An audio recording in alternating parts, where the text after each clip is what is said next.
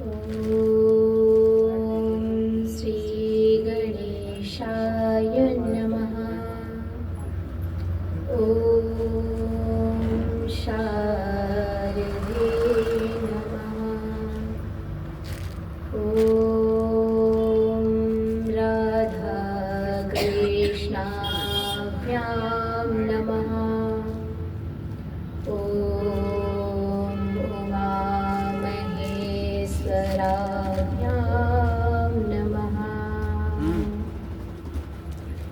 ॐ श्रीगुरुवे नमः।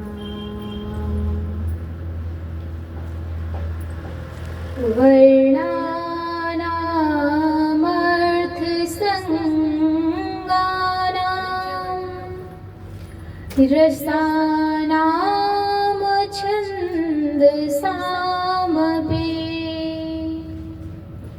मङ्गलानां च कर्तारो वन्दे वाणीविनायको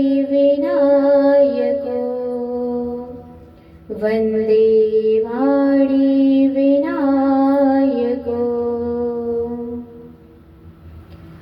नमः परमहंसा स्वादितचरणकमलचिन्मकरन्दाय भक्तजनमानसनिवासाय श्रीरामचन्द्राय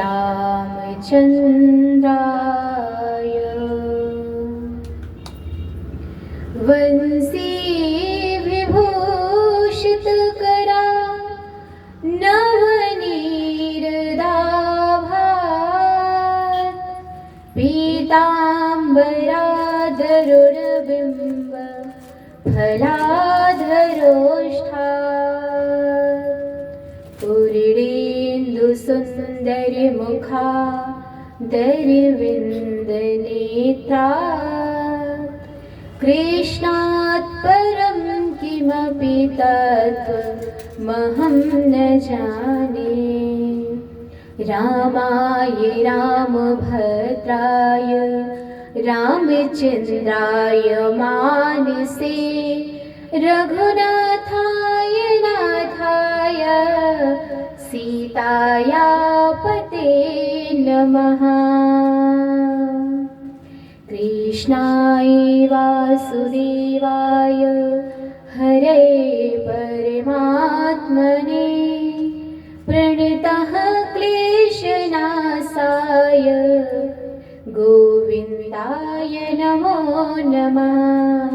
गोविन्दाय नमो नमः।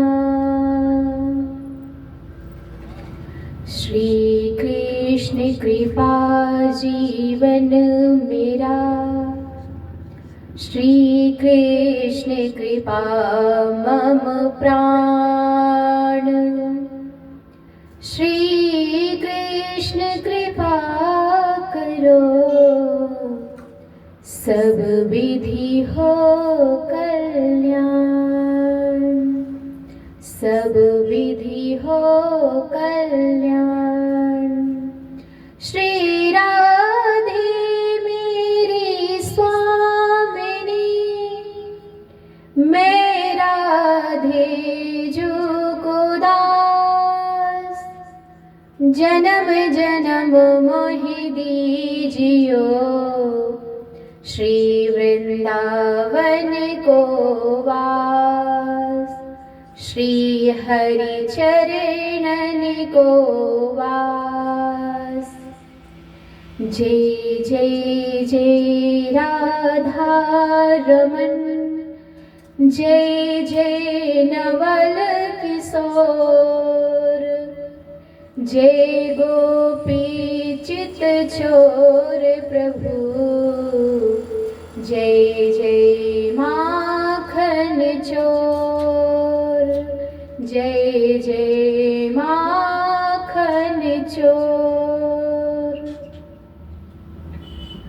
बोलिए भक्त वत्सल भगवान की जय। श्रीमद् भागवत महापुराण की जय। जय जय श्री राधेश्याम, जय जय श्री राधेश्याम।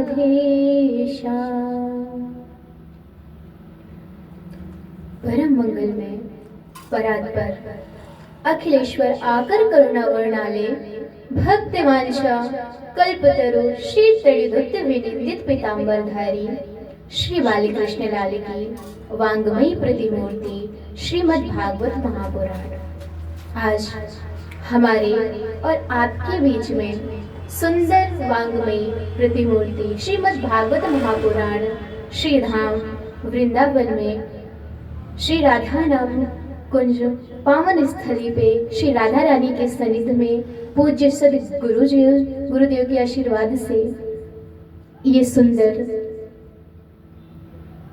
गोविंद की कृपा से आयोजन हुआ है, जिसका आप हम सब श्रवण करेंगे। ये जो श्रीमद् भागवती कथा है ना, ये हमारे जीवन को सुधारने का एक प्रकल्प है, एक विकल्प है। वो कैसे? ये हमें अज्ञान के अंधकार से प्रकाश की ओर ले जाने वाली है। ऐसी पावन श्रीमद् भागवत कथा सबसे पहले श्रीमद् नारायण जी ने ब्रह्मा जी को प्रतिपादित किया है। ब्रह्मा जी ने अपने मानस पुत्र नारद जी को प्रतिपादित किया और नारद जी ने श्रीमद् भागवत कथा वेद व्यास जी को प्रतिपादित किया और श्री वेद व्यास जी ने अपने पुत्र सुखदेव जी महाराज को श्रीमद् भागवत कथा श्रवण कराई। और जब परीक्षित को 7 दिवस में मृत्यु का श्राप मिला कि 7 दिन बाद उनकी मृत्यु हो जाएगी, तो 7 दिन में मृत्यु हो जाएगी तो मुक्ति कैसे हो? 7 दिन के अंदर मुक्ति के लिए क्या साधन है? तब श्रीमद् नारायण की आज्ञा से सुखदेव जी महाराज आए और उन्होंने परीक्षित जी महाराज को श्रीमद् भागवत कथा श्रवण कराई। तत्पश्चात 7 दिन बाद उनको मोक्ष की प्राप्ति हुई। वही श्रीमद् भागवत कथा सुनने के लिए आप और हम सब विराजमान हैं। ऐसी श्रीमद् भागवत कथा है, ये हमारे इस लोक को भी सुधारती है और हमारे उस लोक को भी सुधारती है। ऐसी श्रीमद् भागवत कथा के श्रवण करने के लिए आप सब हम विराजमान हैं। और श्रीमद् भागवत के प्रधान वक्ता श्री सुखदेव जी महाराज के चरणों में मैं बारंबार प्रणाम करती हूँ। बोलिए सुखदेव जी महाराज की जय।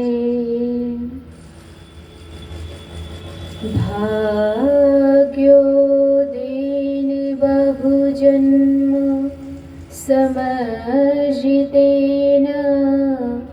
सत्संगमं च लभते पुरुषो यदा वै अज्ञान हेतु कृत मोहमदान्धकारनाशं विधाय हेतदो दयते विवेका। भाग्योदय 1-2 जन्म का नहीं भक्तों, 1-2 जन्म का नहीं, अनंत जन्मों के जब हमारे भाग्य उदय होते हैं, अनंत जन्मों में जो हम पुण्य कर्म करते हैं उनका जो फल हमें मिलता है, वो अनंत जन्मों के जो हमारे भाग्य उदय होंगे, तब कहीं जाकर श्रीमद् भागवत कथा श्रवण में हमारी रुचि हो पाएगी, अन्यथा नहीं हो पाएगी। कथा तो बहुत सुनते हैं, लेकिन मुक्ति किसी किसी की होती है, क्योंकि हम सुनने में भेद हो जाता है। इसीलिए हमारी कथा में रुचि तभी होती है जब हमारे अनंत जन्मों के भाग्य उदय होते हैं। और ऐसे सुंदर और भक्तिपूर्ण आयोजन तो सिर्फ मेरे गोविंद की कृपा से ही होते हैं, अन्यथा नहीं हो पाते हैं। और ऐसे भक्तिपूर्ण आयोजन हमेशा करते रहना चाहिए, जिससे हमारा मन गोविंद के चरणों में लगे। इसलिए हमें हमेशा प्रयास करना चाहिए। जो लोग सोचते हैं ठीक है, श्रीमद् भागवत कथा कोई मनोरंजन का साधन है, कोई पोथी है, कोई पुस्तक है, तो ये कोई पोथी नहीं है, ये कोई पुस्तक भी नहीं है, और ये कोई आपके मनोरंजन का साधन भी नहीं है। तो ये है क्या? अब आप कहेंगे आपने कह दिया ये पुस्तक नहीं है, ये पोथी नहीं है, तो फिर ये है क्या? साक्षात श्री कृष्ण स्वरूप है, साक्षात मेरे गोविंद है। और ये श्रीमद् भागवत कथा हमारे जीवन को सुधारती है, ये हमारे जीवन को नवीन मार्ग दिखाती है, और ये हमें अज्ञान के अंधकार से प्रकाश की ओर ले जाती है। ये हमारे जीवन को ऐसे सुधारती है। हम इसे बहुत बड़ा परिवार नहीं मांगते, हम इसे धन दौलत नहीं मानते, और ना ही तो इसका ये इसलिए है ही श्रीमद् भागवत कथा कि हम इसे करवाएं, फिर हम इसे धन मांगे, हम इसे पुत्र मांगे, या हम इसे वैभव मांगे संसार का। नहीं, इसका ये उद्देश्य नहीं है। इसका तो केवल ये उद्देश्य है, एन केन प्रकेन कैसे भी ये मेरा मन है ना गोविंद के चरणों में लग जाए।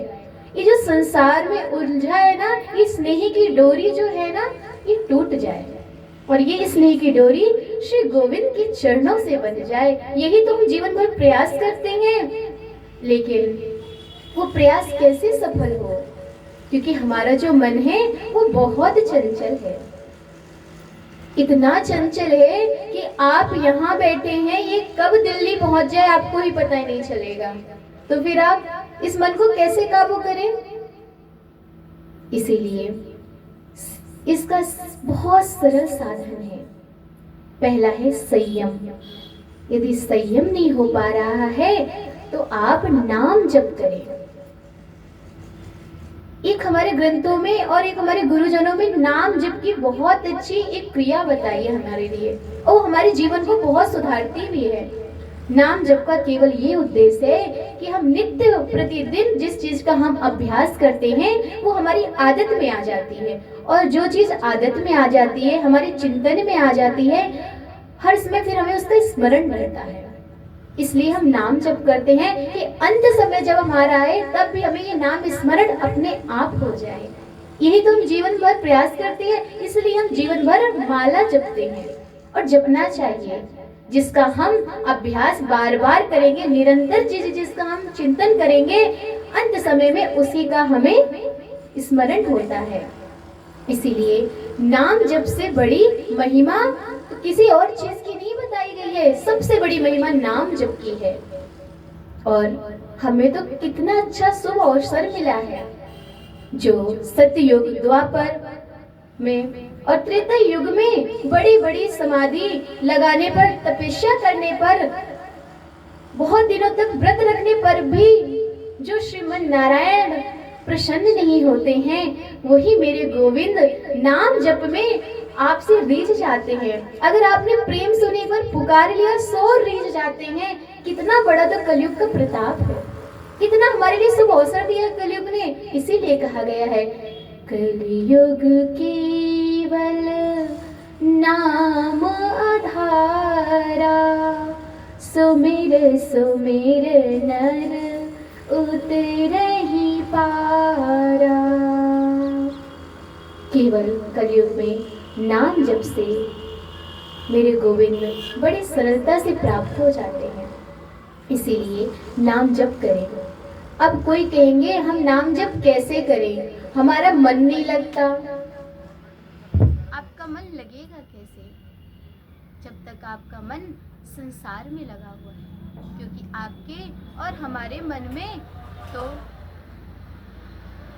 छल है, कपट है और द्वेष भरा पड़ा है।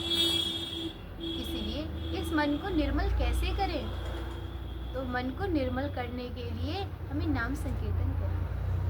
अगर हमारा मन नहीं लग रहा है संकीर्तन में तो क्या करें? जैसे आपका भाव बने, अच्छा बने तो भी आप नाम संकीर्तन करें, बुरा बने तो भी आप नाम संकीर्तन करें। अब किसी ने कहा यदि हम मन से कीर्तन नहीं करते, भाव से कीर्तन नहीं करते, तो क्या वो सुखदायी है? क्या वो अपना प्रताप दिखाएगा? तो देखिए तुलसीदास जी उत्तर देते हैं,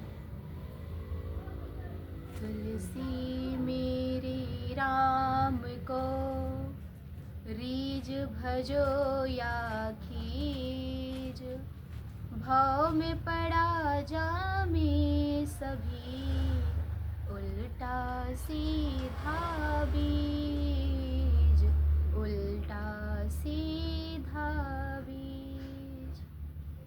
भगवान का नाम अब किसी भी भाव से गुनगुनाएं, किसी भी भाव से कहें, नाम तो अपना प्रताप दिखाएगा ही।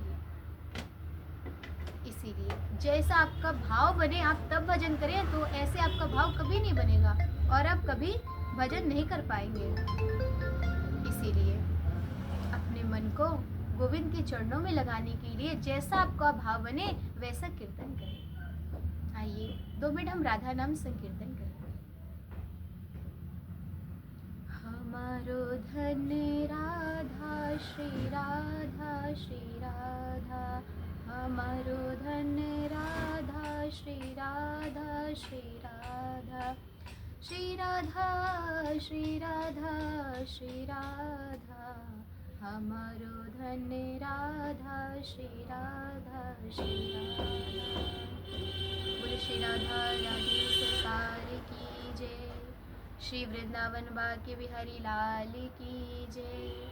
जय जय श्री राधेशा, जय जय श्री राधे। अब कहीं ना कहीं थोड़ा मन में भक्ति जागृत हुई है, कहीं ना कहीं थोड़ा सा मन हमारा गोविंद के चरणों की तरफ गया होगा। इसीलिए नाम जब आप करेंगे एक बार आपका मन गोविंद के चरणों में लग ही जाए। नाम की महिमा है, नाम का ये प्रताप है। इसीलिए नाम संकीर्तन कहते रहिए। आइए अब हम श्रीमद् भागवत के महात्म्य में प्रवेश करते हैं। श्रीमद् भागवत के महात्म्य में प्रवेश करने से पूर्व हमें ये भी जानना अति आवश्यक है कि हम जिनकी कथा श्रवण कर रहे हैं वो कैसे हैं, उनका कार्य क्या है और उनका स्वरूप क्या है और उनका स्वभाव क्या है। क्योंकि जब तक हम किसी के बारे में जानेंगे नहीं, समझेंगे नहीं, तो फिर हमसे उनसे प्रेम नहीं हो सकता। क्योंकि प्रेम तो उसी से होता है जिसे हम जानते हैं, जिसे हम समझते हैं।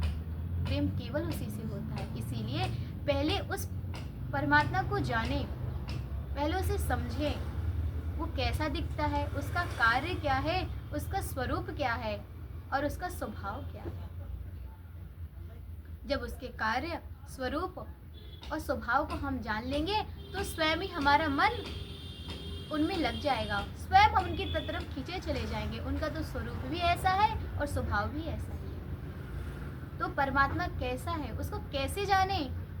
तो सीधा सा है, जैसे एक पिता अपनी पुत्री के लिए वर देखने जाता है, वो सबसे पहले देखता है कार्य क्या करता है। सबसे पहले लड़के का कार्य देखा जाता है, वो कार्य क्या करता है, 4 पैसे कमाता तो है कि नहीं कमाता है, पिता पहले ये देखता है। कोई डॉक्टर है, कोई इंजीनियर है, कोई कुछ कर रहा है, कोई कुछ कर रहा है, कुछ ना कुछ तो करना चाहिए। इसके बाद उसका स्वरूप देखा जाता है, देखने में कैसा है, अच्छा है, सुंदर है, ज़्यादा काला तो नहीं है, ज़्यादा लंबा तो नहीं है, हर तरीके से देखा जाता है। जिस प्रकार उनकी पुत्री होती है उस प्रकार से वर पक्ष को भी देखा जाता है। उसके बाद किसी ने कहा ठीक है, स्वरूप अच्छा हुआ, कार्य अच्छा हुआ, यदि स्वभाव बेकार हुआ तो, यदि स्वभाव गड़बड़ हो गया तो दोनों चीज़ अच्छी होने से कोई फर्क नहीं पड़ रहा है। इसलिए स्वभाव भी अच्छा होना चाहिए। यदि स्वभाव में ज़्यादा झगड़ालू है, ज़्यादा स्वभाव उसका अच्छा नहीं है, चिड़चिड़ापन है, तो भी रिश्ता नहीं चलेगा। इसलिए उसका स्वभाव भी देखा जाता है। जब तीनों चीज़ों को परख लिया जाता है, देख लिया जाता है, इसके बाद ही आगे की बात चलती है, आगे का निर्णय पे कोई पहुंचते हैं। ठीक उसी प्रकार पहले हमारे गोविंद का कार्य क्या है, स्वरूप क्या है, स्वभाव क्या है, हमें ये भी जानना अति आवश्यक है। इसीलिए हमारे जो परमात्मा है उनका कार्य है सृजन, पालन और संहार करना। वो कैसे? जैसे एक माली पौधा लगाता है और समय समय पर उसको सींचता है, उसको खाद पानी इत्यादि जो भी उसे आवश्यकताएं होती हैं उसकी पूर्ति करता है। समय आने पर उसमें फल फूल जो आना होता है सो आ गया, और समय नष्ट हो जाने के बाद उसे उखाड़ करके फेंक देता है। जो उसका का सृजन करे, पालन करे और श्रृंगार करे, ठीक उसी प्रकार हमारे गोविंद का भी कार्य है, सृजन, पालन और श्रृंगार। कितना सुंदर कार्य है गोविंद का। शौनकादि ऋषि कहते हैं, महाराज कार्य तो बहुत सुंदर है, अब बताइए स्वरूप कैसा है। सूत जी महाराज मन ही मन बड़े प्रसन्न हो रहे हैं और कह रहे स्वभाव और स्वरूप की बात क्या करूं। स्वरूप तो इतना सुंदर है कि वो स्वयं को जब दर्पण पर देखते हैं तो स्वयं पर ही मोहित हो जाते हैं, इतने सुंदर हैं। अपने आप को दर्पण पर देखकर हमारे गोविंद कहते हैं, कोई इतना भी सुंदर कैसे हो सकता है, मैं इतना सुंदर दिखता हूँ, खुद पर ही मोहित हो जाते हैं। जो परम पिता परमेश्वर जो सौंदर्य है, जो सुंदर पे भी सुंदर है, उनको वो स्वयं पर मोहित हो जाए तो आप और हम उनकी क्या ही तारीफ कर सकते हैं, उनके स्वरूप का क्या ही वर्णन कर सकते हैं, इतना सुंदर स्वरूप। लेकिन फिर भी जितना हमारा भाव आएगा, जितना हमारे मन में है गोविंद के प्रति, थोड़ा बहुत जो हमने जाना है उसको अवश्य कहेंगे। वराहपीडं नटवर वपु कर्ण्यो कर्णिकारं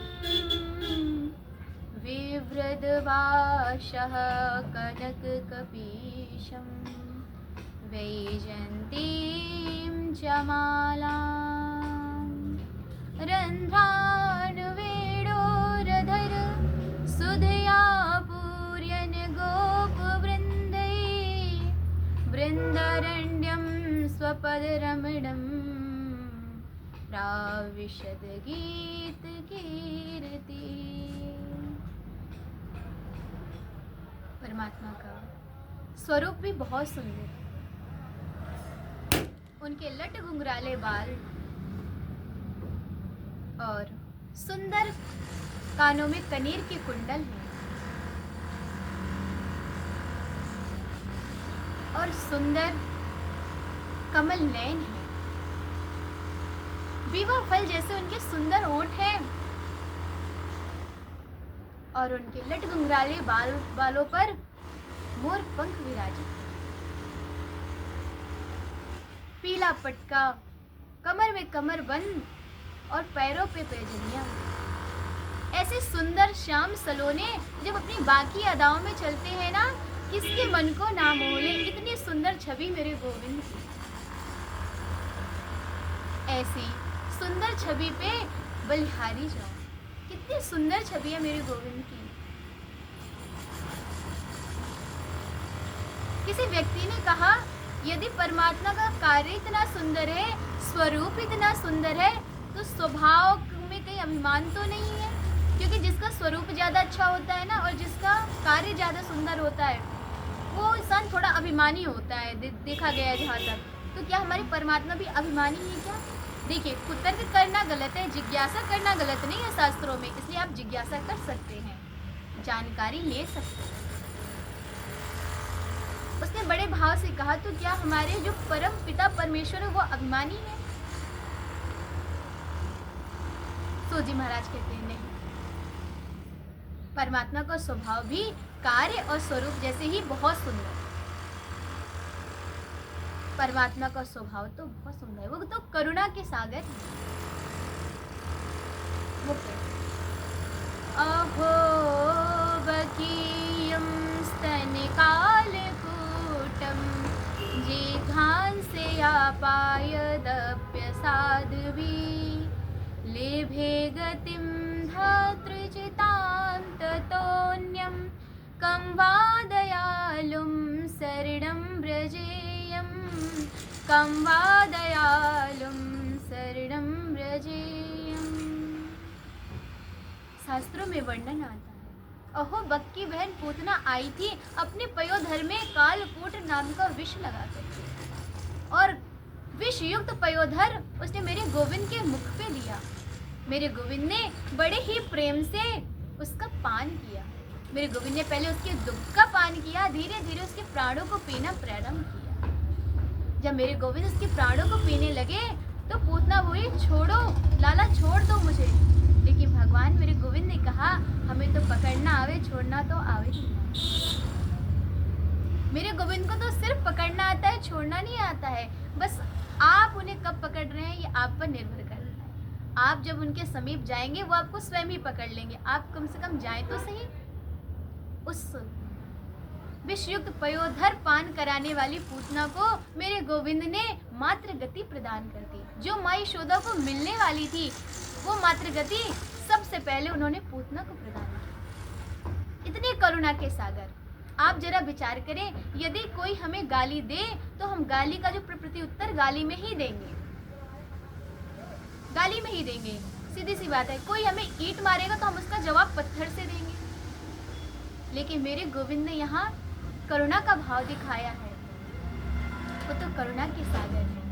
जो आनंद सिंधु सुख राशि, सी करते त्रय लोक सुपासी, सो सुख धाम राम अस नामा, अखिल लोक दायक विश्रामा।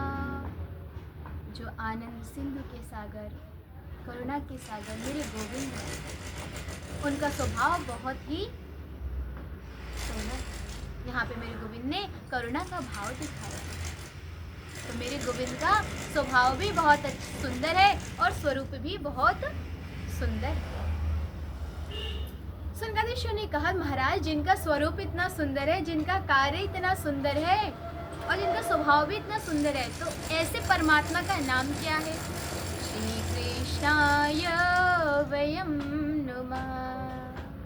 ऐसे परम पिता परमेश्वर का नाम है श्री कृष्ण।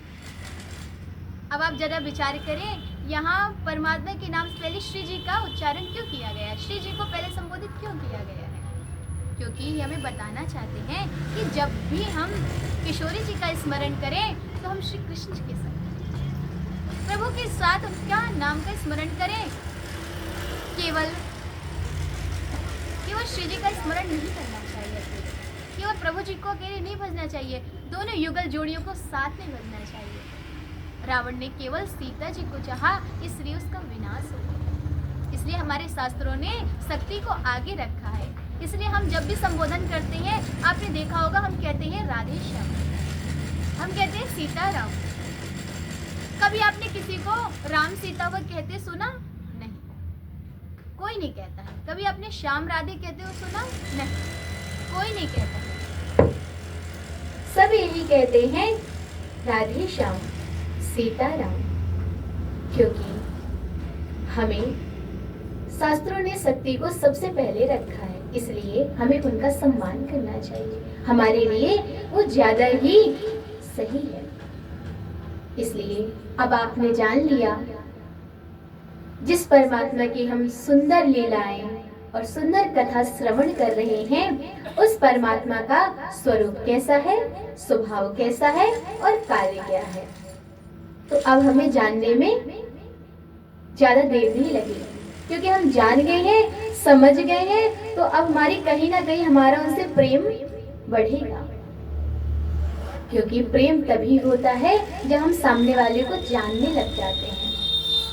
और जो जानने के बाद प्रेम कम हो जाए वो संसारिक प्रेम है, और जो जानने के बाद प्रति उत्तर प्रेम बढ़ता ही रहे वो तो केवल रसिक जनों के संग में और परमात्मा के संग में ही बढ़ता है। अन्यथा संसार में तो वो प्रेम घटता ही चला जाता है।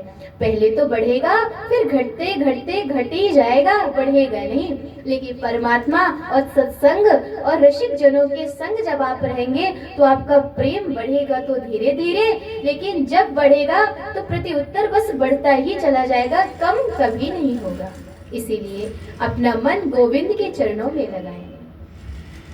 अब हमने जान लिया वो परमात्मा कैसे हैं, इसलिए अब हम आइए श्रीमद् भागवत के महात्म्य में प्रवेश करते हैं। श्रीमद् भागवत के महात्म्य में सबसे पहले सत्य की वंदना की गई है। सच्चिदानन्दरूपाय विश्वोत्पत्त्यादिहेतवे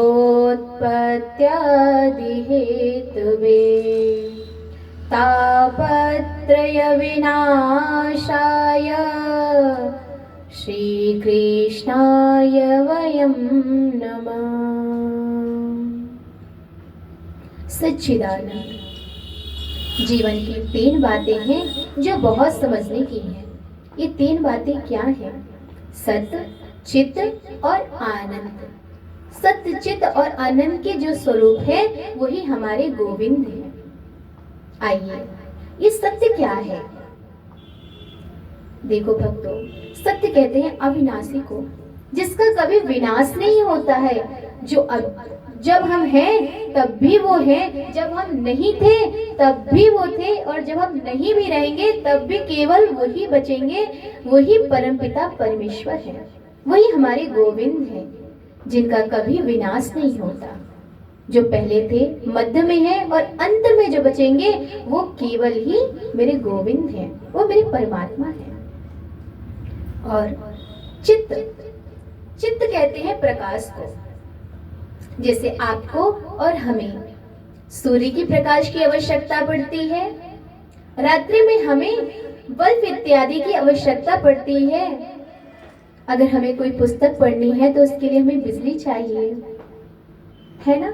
जिसको कभी किसी भी प्रकाश की आवश्यकता नहीं पड़ती हो, किसी से भी प्रकाश लेना ना पड़ता हो, जो स्वयं ही प्रकाश स्वरूप है, जो स्वयं में ही परिपूर्ण है, वो मेरे परमात्मा है, वो मेरे गोविंद है। और आनंद, भक्तों, आनंद को तो हमने बहुत सस्ता समझ रखा है, बहुत मामूली समझ रखा है। हमें लगता है हम किसी अपने पसंदीदा इंसान से बात कर लेंगे तो हमें आनंद मिल जाएगा, हम कहीं बाहर घुमाएंगे तो हमें आनंद मिल जाएगा, हम बहुत अच्छा कुछ पहन लेंगे, खा लेंगे तो हमें आनंद आ जाएगा, या हम किसी के संग अपना समय बिता लेंगे तो हमें आनंद आ जाएगा। ये केवल और केवल हमारा भ्रम है, इससे ज्यादा कुछ नहीं। ये केवल हमारा स्वार्थ है। आपको यदि भूख ना हो और आपको 56 प्रकार के व्यंजन आपके सामने रख दिया जाए और आपसे कहा जाए नहीं आप पाइए, आप नहीं पा सकते हैं क्योंकि आपको भूख नहीं है। लेकिन जब आपको भूख लगी होगी, यदि आपको सूखी रोटी भी दी जाए तो भी आप बड़े प्रेम से पा लेंगे, तो वो स्वार्थ हुआ। आपकी घूमने की इच्छा हुई, आप घूमने चले गए, कहीं ना कहीं आपका मन था, स्वार्थ था, वो आपको कहीं ना कहीं थोड़े कुछ क्षण का सुख दे सकता है, आनंद नहीं दे सकता है। जब संसार में आनंद है ही नहीं तो आपको आनंद मिलेगा कहाँ? लेकिन हम आनंद को संसार में ही ढूंढते हैं, और जो चीज संसार में है नहीं तो वो आपको मिलेगी कैसे? जिसके पास जो होता है व्यक्ति उसे वो ही देता है। यदि आप पुस्तकालय में जाके आप कहें मुझे राशन दे दीजिए, तो आपको पुस्तकालय वाला राशन नहीं दे सकता है। और यदि आप राशन की दुकान पे पुस्तक मांगे तो आपको पुस्तक नहीं दे सकता है। तो आप इस माया रूपी रचित मृत्यु लोक में यदि आप आनंद मांगेंगे तो आपको आनंद नहीं मिलेगा। तो आनंद है कहाँ? देखिए, आनंद तो केवल मेरे गोविंद के पास है। जो आनंद सिंधु सुख राशि, सीकरते त्रय लोक्य सुपासी, सो सुख धाम राम अस नामा, अखिल लोक दायक विश्रामा। जो आनंद सिंधु सुख के राशि हैं, जिनके पास केवल और केवल आनंद ही आनंद है, जो आनंद के सागर है। आनंद तो केवल उन्हीं के पास है, संसार के पास नहीं है। और हम उस आनंद को संसार में ढूंढते हैं, केवल गोविंद के पास ही आना भूल जाते हैं। मेरे गोविंद के पास तो केवल आनंद है। जो व्यक्ति कहते हैं ना भगवान ने ऐसा किया वरना ऐसा नहीं होता, ये दुख मुझे भगवान ने दिया है वरना मैं इस दुख के लायक नहीं था, ये मुझे कष्ट हुआ ये कहीं ना कहीं भगवान ने किया। तो ये केवल आपका भ्रम है भक्तों। भगवान ना तो किसी के साथ अच्छा करते हैं ना बुरा करते हैं, ये अच्छा और ये बुरा हमारे जो कर्मों का फल हमें मिलता है, जैसा हम कर्म करेंगे वैसा ही हमारे साथ होगा। आप यदि अच्छे कर्म करेंगे तो आपके साथ अच्छा होगा, यदि आप बुरा कर्म करेंगे तो आपके साथ बुरा होगा। एक बात बताओ, सत्य में एक पावर होती है, सत्य को कोई झुका नहीं सकता है यदि वो सत्य है। हाँ, लेकिन सत्य की नाव में सवार होने वाले जो मेरे कुछ भक्तगण हैं, उनकी नैया डगमगा तो सकती है पर डूब कभी नहीं सकती है। झूठ की नैया चलेगी तो बहुत तेज, लेकिन बीच मझधार में कहीं ना कहीं वो डूब जाएगी। इसीलिए सत्य पे चले, इसलिए नहीं कोई आपका साथ नहीं दे रहा, सत्य का साथ सत्य देते हैं और सत्य हमारे परमात्मा है। इसीलिए सत्य वाले व्यक्ति की थोड़ी प्रशंसा भी कम होती है, अच्छे व्यक्ति की थोड़ा लोग पसंद भी कम करते हैं, लेकिन कद्र उनकी हमेशा होती है। इसीलिए जो सज्जन व्यक्ति होते हैं, जो रसिक जन होते हैं, जो भक्त जन होते हैं, जो मेरे गोविंद के अनुरागी होते हैं, उनका चिंतन जब हम शांत चित्त मन से अपने शयन करते हैं तब उनका स्मरण होता है, तब हमें पता होता है कौन कितना सही है और कौन कितना गलत है, तब हमारा ये मन सारा विचार करता है। इसीलिए अच्छे व्यक्ति की हमें चिंतन होता है, बुरे व्यक्ति का तो केवल हम स्वार्थ में स्मरण करते हैं। इसीलिए अच्छे व्यक्ति का संग करें, ज्यादा से ज्यादा सत्य बोलें, और आनंद तो केवल गोविंद में है। इसीलिए परमात्मा किसी को दुख नहीं देते और परमात्मा न किसी को सुख देते हैं। ये मन से अपने भ्रम हटा दें, उतना ही अच्छा है। आपका बुरा कर्म ही आपका कल बुरा भाग्य बनेगा, आपका अच्छा कर्म कल आपका अच्छा भाग्य बनेगा। और हमें अपने कर्म बहुत सोच समझ के करने चाहिए, और यदि हमें आनंद की प्राप्ति करनी है तो वो आनंद तो केवल मेरे गोविंद के पास है और कहीं नहीं है वो। और वो आनंद यदि आपको मिल गया ना भक्तों, फिर तो आपके जीवन में केवल और केवल आनंद ही आनंद है। आपके हृदय रूपी समुद्र में आनंद की हिलोरें उठने लग जाएंगी, आपका जो मन रूपी मयूर नाचने लगेगा। और कब आप मेरे गोविंद के चरणों के अनुरागी हो जाओगे, आपको स्वयं ही पता नहीं चलेगा, क्योंकि मेरे गोविंद का स्वभाव है, आप यदि एक बार उनके पीछे भागते हैं तो वो आपके पीछे 100 बार भागेंगे। ये मेरे गोविंद का स्वभाव है। यदि उन्होंने आपको एक बार पकड़ लिया फिर आपको छोड़ने वाले नहीं हैं, इतना सुंदर स्वभाव है। और यदि कभी आपको लगता है कृष्ण थोड़े टेढ़े हैं और उनका तरीका भी थोड़ा टेढ़ा है, यदि आप जिस चीज से बचना चाह रहे होंगे ना, उसी चीज में कहीं ना कहीं घुमा फिरा के आपको ला देंगे कि देखता हूँ ये डगमगाता तो नहीं है। तो इसीलिए अपने आप को बहुत कंट्रोल करना चाहिए हमें। यदि आप चाहेंगे ना मैं प्याज लहसुन छोड़ दूँ, थोड़ा मैं सत्संगी हो जाऊं, थोड़ा आप जब सोचेंगे तो आपको ऐसा लगेगा नहीं मैं यही चीज खाऊंगी, आपके मन में यही भाव आएगा, घूम फिर के आप वहीं पहुंचेंगे। लेकिन उस समय यदि आपने अपने मन को कंट्रोल कर लिया, उस समय यदि आपने अपनी इंद्रियों में काबू पा लिया तो मेरे गोविंद प्रसन्न हो जाते हैं। लेकिन फिर भी यदि आपको लग रहा है ज्यादा की टेढ़ी मेढ़ी परीक्षा ले ली और कहीं मैं डगमगा गया तो हो गया मेरा कल्याण, तो इसलिए श्रीमती राधिका रानी जी की शरण ले लीजिए, क्योंकि मेरी राधा रानी जो है ना बहुत सरल है, सहज स्वभाव है उनका। उनको तो बस ये है कैसे भी भक्त एक बार शरण में आ जाए और मैं उसको पार लगा दूं। वो इंतजार करती है मैं किस पर कृपा कर दूं। इसलिए आपने देखा होगा श्री जी के हमेशा हाथ ऐसी मुद्रा में होते हैं, वो सोचते हैं एक क्षण भी कहीं मैं कृपा करने से चूक ना जाऊं, कहीं मेरा भक्त रह ही ना जाए, इसलिए उनके हाथ हमेशा आशीर्वाद की मुद्रा पे रहते हैं। इतना सुंदर स्वरूप है राधा रानी जी का। और यदि एक बार राधा रानी की शरण जिसे मिल गई, फिर तो गोविंद तो मिल ही गए, गोविंद तो उनके पीछे पीछे डोलेंगे, ये पक्का है। एक बार राधा रानी जी का आश्रय लीजिए। बहुत सुंदर स्वभाव है मेरी राधा रानी जी का। एक भक्त ने बहुत सुंदर भाव कहा राधा रानी से, भटकत भटकत दर तेरे आई, भटकत भटकत दर तेरे आई, किशोरी जन्म की भटकन मिटा दो, किशोरी मोहे चरणन सेवा रख लीजो। कितना सुंदर भाव है उस भक्त का।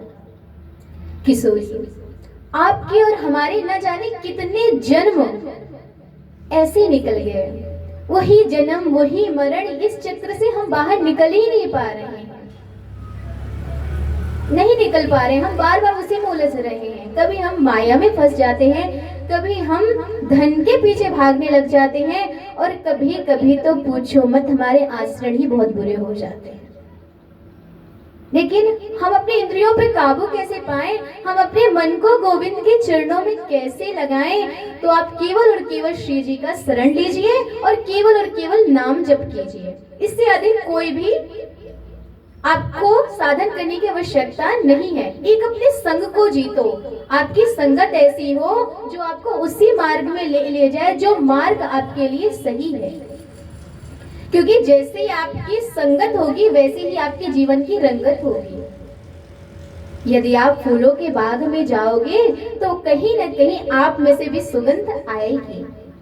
ऐसे ही आप जैसे लोगों के बीच में बैठेंगे, आपके चरित्र से भी वैसे ही खुशबू आएगी, आपका चरित्र वैसे ही महकेगा। इसीलिए संग को भी जीतना चाहिए। और जब आपका संग अच्छा होगा और आपका संयम आपकी इंद्रियों पे होगा और गोविंद का चिंतन होगा, तो ऐसा तो नहीं कि आपको गोविंद मिले नहीं, कहीं न कहीं आपको अवश्य मिलेंगे। और यदि आपको एक बार मिल गए फिर तो समझना बस जीवन धन्य हो गया। इसीलिए जो आनंद और सिंधु की राशि है वो केवल हमारे गोविंद है। सतचित आनंद जो है मेरे गोविंद है। ऐसे सतचित आनंद स्वरूप में परमात्मा को हम बारंबार प्रणाम करते हैं। तापत्र विनाशाय श्री कृष्णाय वयम नमः। विश्व में 3 ताप है, दैहिक दैविक भौतिक तापा, राम राज्य कहूँ ही व्यापा। दैहिक, ये है दैनिक ताप, जो हमारे शरीर में कोई व्याधि उत्पन्न होती है या कोई हमारे कष्ट होता है जिससे हमें पीड़ा उत्पन्न होती है, उसको हम दैविक ताप कहते हैं। और अचानक कोई हमारे आकस्मिककालीन कोई घटना हो गई, हम ठीक ठाक कहीं जा रहे थे, अचानक कुछ हमारे शरीर में हो गया, वो हो गया दैविक ताप। भौतिक ताप, इससे हमें कोई लेना देना नहीं है। आदि भौतिक, इससे हमें कोई लेना देना नहीं है। लेकिन कहीं ना कहीं जो हमारे आस पड़ोसी, हमारे समाज के लोग कहीं ना कहीं हमारे भजन में, हमारी साधना में कहीं ना कहीं विघ्न जो डाल रहे हैं, उसे आदि भौतिक ताप कहते हैं। जिसे मैं भजन करने बैठी, मैं बहुत अच्छे से भजन कर रही थी, कोई आ गया, मेरा भजन बीच में ही रुक गया, तो ये क्या हुआ? एक कष्ट ही तो हुआ। एक भक्त के लिए इससे बड़ा कष्ट क्या हो सकता है? यदि कोई पुजारी बहुत सुंदर पूजा कर रहा हो और बीच में कोई से टोक दे, उसके लिए इससे बुरा क्या हो सकता है कि नहीं? हम जब भजन करें, हमारे भजन में कोई विघ्न डाले, उसे आदि भौतिक ताप कहते हैं। कुछ भी हम परमात्मा का चिंतन कर रहे हैं, उस सब में विघ्न ना आए, ऐसे परम पिता परमेश्वर को हमें बार बार वंदन करना चाहिए। इन तीनों तापों को यदि नष्ट करने में समर्थ है तो मेरे गोविंद में है। इसलिए ऐसे परम पिता परमेश्वर को हम बारंबार प्रणाम करते हैं। सौनकादि ऋषियों ने पूछा, महाराज, जो लोग भगवान का नाम लेते हैं, जो लोग उनका भजन करते हैं, वो लोग भी दुखी हैं क्या? सूत जी महाराज ने बहुत सुंदर जवाब दिया, कोई तन दुखी, कोई मन दुखी, कोई धन बिन रहत उदास, थोड़े थोड़े सब दुखी, सुखी केवल राम को दास, सुखी केवल राम को दास। सूत जी कहते हैं, इस संसार में सबको किसी न किसी प्रकार का दुख है। कोई कह रहा है मेरा तन काम नहीं दे रहा, अगर मेरा तन सही होता तो मैं ये कार्य कर लेता। समझिए, किसी के पास हाथ नहीं है, किसी के पास पैर नहीं है, कोई नेत्रहीन है, वो ये सोचता है काश मेरा तन स्वस्थ होता, मेरा तन मेरा साथ देता तो मैं ये चीज कर लेता। तो कोई अपने तन से दुखी है, यदि मेरा तन मेरा साथ दे तो ये काम बढ़िया हो जाता। और कोई दुखी है अपने मन से, मन की खटपट नहीं मिट रही और मन का हमारा जो चिंतन है वो ठहराव नहीं हो रहा, चिंतन है, मन बेचैन है। कोई अपने मन को एकाग्र नहीं कर पा रहा, उसे काबू में नहीं कर पा रहा, मन चंचल इधर उधर घूम रहा है। और कोई धन के बिना उदास है। भाई साहब, तन भी बहुत सुंदर है, मन भी ठीक है, सब कुछ बढ़िया है, गोविंद की कृपा से केवल धन की कमी है। यदि धन हो जाए तो फिर कोई कमी नहीं है, फिर तो बस राधे ही राधे है। अब कोई धन के बिना उदास है तो सबको किसी न किसी प्रकार का दुख है। फिर यदि सब दुखी है तो कोई सुखी भी होगा, क्योंकि हर चीज का एक विपरीत होता है। हर चीज का यदि अच्छा है तो उसका बुरा होगा, बुरा होगा तो अच्छा होगा, इसलिए दुखी है तो कोई सुखी भी होगा। तो सुखी कौन है? तो सुखी तो केवल मेरे गोविंद के भक्त हैं, जो मेरे गोविंद के चरण अनुरागी हैं, जो उनके ही नाम संकीर्तन गुनगुनाते हैं, जो हमेशा उन्हीं के लीन रहते हैं। उनको केवल गोविंद के कीर्तन से मतलब है, इसके अलावा उन्हें कुछ नहीं चाहिए। मिल गया तो प्रसाद, नहीं मिला तो राधे श्याम। जिनका इतना अच्छा स्वभाव हो, जिन्हें सिर्फ गोविंद की कृपा लगे, सुख मिले तो गोविंद की कृपा, दुख मिले तो गोविंद की कृपा, प्रसाद मिले तो गोविंद की कृपा, कुछ ना भी मिला तो भी उनकी कृपा, जो इस भाव से रहते हैं, जो केवल उनका जीवन केवल गोविंद चिंतन के लिए है, केवल अपने कर्म करने के लिए है। अब आप ये कहेंगे केवल यदि गोविंद का चिंतन करते रहे तो कर्म कब करेंगे? भाई, परिवार है हमारा, उनको भी तो देखना है। तो मेरे गोविंद ये नहीं कहते कि आप सब कुछ छोड़ करके सिर्फ मेरी माला झोली लेकर बैठ जाओ, कभी नहीं कहते हैं। मेरे गोविंद कहते हैं, कर से कर्म करो विधि नाना, मन राख्यो जहाँ कृपा निदान। हमें खूब कर्म करना चाहिए, खूब धन कमाना चाहिए, खूब धन का संग्रह करो, खूब अपने परिवार का पालन पोषण सब कुछ करो, ये आपका कर्म है। देखिए, कोई कह दे कि हम गृहस्थ नहीं है, हम तो सन्यासी हैं, हमने सब कुछ त्याग दिया है और हम गोविंद का भजन कर रहे हैं, उन्हें गोविंद मिलेंगे थोड़ी देर में। यदि कोई गृहस्थ जीवन में रह करके सब कुछ त्याग करके गोविंद के लिए समय निकालता है, उससे मेरे गोविंद ज्यादा ही जल्दी प्रसन्न होते हैं। क्योंकि जब हम दो कार्य कर रहे हैं, एक तो हम अपने गृहस्थ जीवन को भी सही से चला रहे हैं और एक हम समय गोविंद के लिए भी निकाल रहे हैं, तो कहीं ना कहीं हम दो जीवन जी रहे हैं। एक हम अपने कर्म का भी निर्वाह कर रहे हैं और एक हम अपने धर्म का भी निर्वाह कर रहे हैं और एक हम अपने मन को भी गोविंद पे समर्पित कर रहे हैं। देखो, अब जिसने जो दिया है उसको कभी ना कभी तो चीज लौटानी पड़ेगी।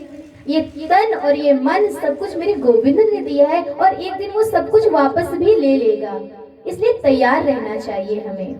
यदि किसी दिन मुझे मेरे गोविंद ने वापस बुलाया और मुझसे पूछा कि मैंने तुम्हें भेजा, तुमने क्या किया, तो कम से कम इतना तो हम करके चले कि हम उन्हें जवाब दे सके कि मैंने ये किया। और लेकिन हम सबका विषय तो केवल और केवल धन कमाना है, ज्यादा से ज्यादा धन का संग्रह करना है। और ज्यादा से ज्यादा धन हम क्यों कमाते हैं? अपनी सुख सुविधाओं के लिए। ज्यादा धन हो जाएगा तो बड़ी गाड़ी हो जाएगी, ज्यादा धन हो जाएगा सुंदर मकान हो जाएगा, और हमारी ऐशो आरामों की सारी व्यवस्थाएं हो जाएंगी। इसलिए हम जिंदगी भर इस धन का संग्रह करते हैं। कोई हमें पीड़ा होगी, कोई हमें कष्ट होगा, तो हम इस धन से अपने शरीर का स्वास्थ्य सही कर सकते हैं। केवल और केवल हम धन का संग्रह इसीलिए करते हैं। लेकिन हम जिस धन का संग्रह करते हैं वो केवल धन हमारे इस लोक को थोड़ा सही कर सकता है, और इस धन जब आता है तो हमें कष्ट भी बहुत आना शुरू हो जाता है। लेकिन ये धन ही सबसे बड़ा धन है क्या? वही धनवान है क्या जिसके पास धन है? मेरे कबीर जी कहते हैं नहीं। कबीरा सब जग निर्धना, धनवंता नहीं कोई। कबीर जी यहाँ कह रहे हैं पूरा संसार निर्धन है, कोई धनवान नहीं है। जब पूरा संसार निर्धन है, धनवान कोई नहीं है, तो कोई ना तो कोई कबीर जी होगा। भक्त ने कहा, कबीर जी ने कहा, धनवान तो केवल वही है। धनवानता सो जानिए, जाके राम नाम धन होए। जिसके पास ये धन है, जिसने इस धन का संग्रह कर रखा है, केवल और केवल धनवान वही है, अन्यथा पूरा संसार निर्धन है। लेकिन अपने आप से स्वयं प्रश्न करिए, क्या हमने इस धन का संग्रह किया? नहीं। हमने तो उस धन का संग्रह किया जिससे हम संसारिक वस्तुओं का प्रबंध कर सके, नश्वर वस्तुओं को अपने घर ला सके और उनसे अपने शरीर को आराम दे सके। हमने तो केवल उस धन का संग्रह किया है जिससे हम आराम की जिंदगी बिताने की सोचते हैं। लेकिन क्या वो धन हमारे मन को शांति देता है? नहीं, नहीं दे सकता है, क्योंकि असली धन तो है राधा नाम धन, कृष्ण नाम धन, राम नाम धन। जिसको ये धन मिल गया ना भक्तों, फिर वो उससे बड़ा धनवान हम किसी को नहीं मानते हैं। क्योंकि ये धन है ना आपका, जो राधा नाम धन, कृष्ण नाम धन, ये आपके इस लोक को नहीं उस लोक को भी सुधारता है। आपका ये लोक तो सुधर ही जाएगा, वो लोक भी आपका सुधर जाएगा। इतना प्रताप है, इतना आनंद है इस नाम में, और ये आपको आनंद, धन, सुख, समृद्धि सब देता है। अब चॉइस आपके पास है, या तो आप केवल नश्वर वस्तुओं का प्रबंध करने वाले धन को एकत्रित करें, या तो आपको जब आनंद भी चाहिए, समृद्धि भी चाहिए, वैभव भी चाहिए, सब कुछ यदि चाहिए तो केवल राधा नाम धन है, कृष्ण नाम धन है, राम नाम धन है। यदि आपने इस धन का संग्रह कर लिया तो भक्तों आपसे बड़ा धनवान कोई नहीं है। और आपकी गिनती धनवानों में हमारे गोविंद करेंगे, मेरी श्रीमती राधा रानी करेंगी। सबसे बड़ा धनवान तो केवल मेरा ये है, ये मेरा लाडला भक्त है। और यदि एक बार आप वो धनवान बन गए, फिर तो बस सब कुछ आपका राधे राधे है। इसीलिए वेद व्यास जी ने भागवत कथा का विस्तार किया। इसका केवल इतना था कि आपका, हमारा ये जो मन है ना, कैसे भी गोविंद के चरणों में लग जाए। इसे धन के लिए नहीं, पुत्र के लिए नहीं, केवल हमारा मन गोविंद के चरणों में लग जाए, हमारा चित्त गोविंद के चरणों में लग जाए। केवल इसलिए श्रीमद् भागवत कथा का उन्होंने व्याख्या की, इसका विस्तार किया, इसे जन जन में प्रचार प्रसार सुखदेव जी ने इसीलिए किया कि हमारा ये जो जन्म जन्म की भटकन है ना कहीं मिट जाए और हमारा मन गोविंद के चरणों में लग जाए। बोलिए बाल कृष्ण लाल की जय। आइए भक्तों, अब हम उसी नैमिषारण्य क्षेत्र में चलते हैं जहाँ जो बड़ी पवित्र भूमि है। यहाँ 88,000 संत जन विराजमान हैं। इस सारे जो 88,000 संत जन विराजमान है ना, इनकी उम्र बहुत लंबी है और ये सभी गृहस्थ हैं। इनमें इनके जीवन काल में ना जाने कितनी बार चतुर्योगियों को देख चुके हैं, ना जाने इनके जीवन में कितनी बार इंद्र बदल चुके हैं। इसी संत मंडली में आज सूत जी का आगमन हुआ है। 88,000 संत जन विराजमान है और इनके मध्य में सूत जी महाराज का आगमन हो रहा है। कितना सुंदर सूत जी का स्वरूप है। सूत जी महाराज महर्षि वेद व्यास जी के परम प्रिय शिष्य हैं। सूत जी की उम्र केवल 20 वर्ष है। जब संत जनों ने सूत जी को देखा तो सभी खड़े हो गए और खड़े होकर कहने लगे, आइए आइए महाराज, पधारिए, आपकी बहुत कृपा हुई। सनकादि ऋषियों के ऐसे व्यवहार को देखकर सूत जी महाराज तो संकोच में पड़ गए। अरे महाराज, क्या करते हैं आप सब, ये इतना आदर सम्मान मेरा क्यों?